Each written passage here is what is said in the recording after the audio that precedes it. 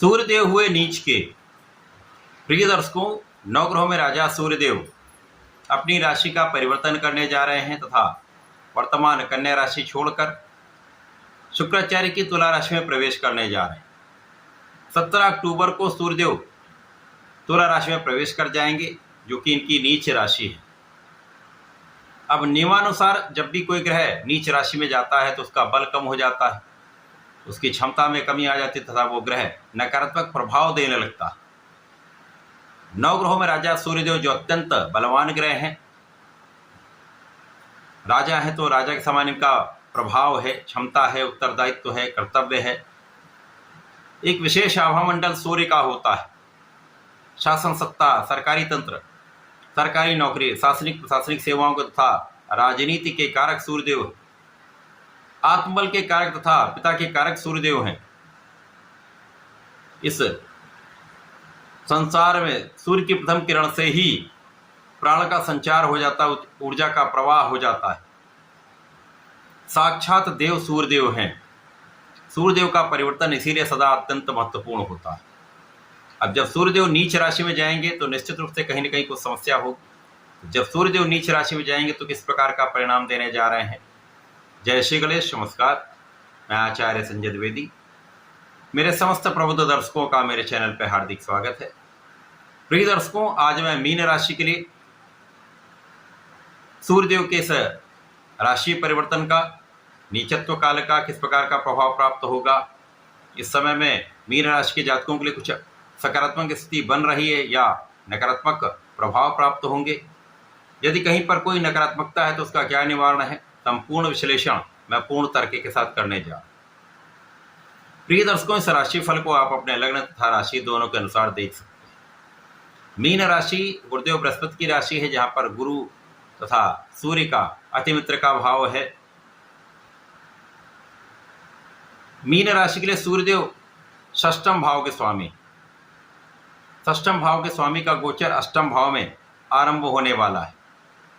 अब अष्टम भाव जहां पर तुला राशि बन रही, वहां पर सूर्यदेव का जब गोचर आरंभ होगा, ये नीच राशि है, परंतु यहां पर सूर्यदेव का नीच भंग हो जाएगा। अब जो कोई ग्रह नीच भंग में हो जाता है तो ये एक राजयोग बन जाता है, तो नीच भंग राजयोग का लाभ मीन राशि के जातकों को प्राप्त होगा। इसी प्रकार से यहाँ पर पहले से ही तुला राशि में बुध और मंगल गोचर कर रहे हैं, जिसके कारण त्रिग्रहियों का निर्माण हो जाएगा। बुध के साथ भी सूर्य का अतिमित्र का भाव है, मंगल के साथ भी अतिमित्र का भाव है। इसके कारण ये त्रिग्रही संयोजन विशिष्ट प्रभाव देगा। अष्टम भाव में आकस्मिकता के भाव में जब ये गोचर होगा तो निश्चित रूप से कुछ विशेष परिवर्तन कराएगा। यहाँ पर सूर्यदेव विपरीत राजयोग में भी होंगे, तो यहाँ पर आकस्मिक धन लाभ आपके लिए निश्चित रूप से प्राप्त होने की स्थिति बन रही। पारिवारिक संपत्ति से अथवा परिवार के सहयोग से या पिता के सहयोग से कुछ धन अच्छी मात्रा में आपको प्राप्त हो सकता है। यहाँ पर आपको अपनी वाणी पर तथा अपने क्रोध पर नियंत्रण रखना चाहिए। यदि आप अपने क्रोध और वाणी पर नियंत्रण रखेंगे तो परिवार का संपूर्ण सहयोग भी मिलेगा, परिवार का साथ भी मिलेगा, परिवार से लाभ भी प्राप्त होगा। अब यहाँ पर दो केंद्र के स्वामी बुध हैं, जो आपके सप्तम के भी स्वामी हैं, सुख के भी स्वामी हैं। मंगल यहाँ पर आपके लिए धन के ही स्वामी, धन तथा आपके लिए भाग्य के स्वामी। तो मंगल और बुध तो यहाँ पर कुछ निर्बल अवश्य होंगे। सूर्य का साथ मिलेगा, सूर्य विपरीत राजयोग में है, तो प्रारंभिक समय में कुछ उतार चढ़ाव अवश्य हो सकता है, भाग्य का उतना साथ नहीं मिलेगा। इसी प्रकार से इस समय में आपके पास सुख साधन होते हुए उतना आप उसका उपभोग नहीं कर पाएंगे। माता के स्वास्थ्य में कुछ कमी हो सकती है, माता के स्वास्थ्य का ध्यान रखना चाहिए। इस समय में धन का लाभ आपको प्राप्त होगा, परंतु धन का व्यय भी होगा, तो धन का संतुलन बनाना अत्यंत आवश्यक होगा। धन के व्यय पर नियंत्रण अत्यंत आवश्यक होगा। इस समय में आपकी आयु की रक्षा अवश्य होगी, यहाँ पर आपके स्वास्थ्य की संपूर्ण सुरक्षा होगी। यद्यपि यहाँ पर कुछ रक्त से संबंधित समस्याएं हो सकती हैं, मौसम के कुछ रोग हो सकते हैं, तो यहाँ आपको अपने खाने पीने पर नियंत्रण रखना चाहिए। अच्छी लाइफस्टाइल तथा अच्छी भोजन शैली को आपको अपनाना चाहिए। योगा प्राणायाम करेंगे तो विशेष लाभ यहाँ पर आपको प्राप्त होगा। इस समय आपके रोगों पर नियंत्रण होगा, शत्रुओं पर पूर्ण नियंत्रण होगा, तथा यदि आपने कहीं पर ऋण लिया हुआ तो ऋण आप चुका पाए। यहां पर तो ऐसी स्थिति बन रही जब आप ऐसी स्थितियों में भी धन का लाभ प्राप्त कर पाएंगे जहां पर आपको ऐसा लगता होगा यहां से कोई भी लाभ मिल नहीं सकता, तो अनएक्सपेक्टेड लाभ यहां पर आपको प्राप्त हो सकता है।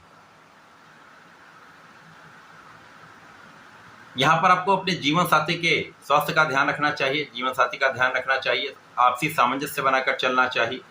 साझेदारी में विशेष रूप से यहां पर समस्या होगी। साझेदारी में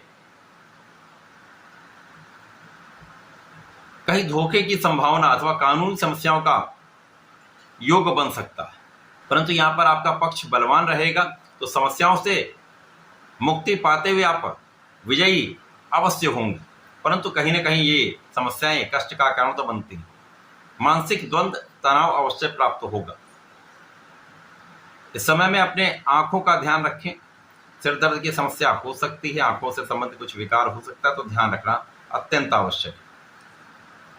सूर्य का ये राशि परिवर्तन आपके अष्टम भाव में है, परंतु यहां पर ऐसे जातकों के लिए विशेष लाभदायी है जिनको नौकरी चाहिए, उनको नौकरी की प्राप्ति होगी, अथवा जो नौकरी कर रहे हैं उनके लिए नए अवसर की प्राप्ति अवश्य हो सकती है। तो एक अच्छा लाभ देने वाला समय है। कुछ समस्याएं भी होंगी जिनका निवारण करने के लिए आपको भगवान संकट मोचन की शरण में रहकर हनुमानाष्टक का पाठ करना चाहिए। ओम हम हनुमताय नमः का नित्य 27 बार जप करेंगे तो संकटों से बचेंगे, समस्याओं का निवारण कर पाए। तो ऐसा करके इसका लाभ लें। धन्यवाद, नमस्कार।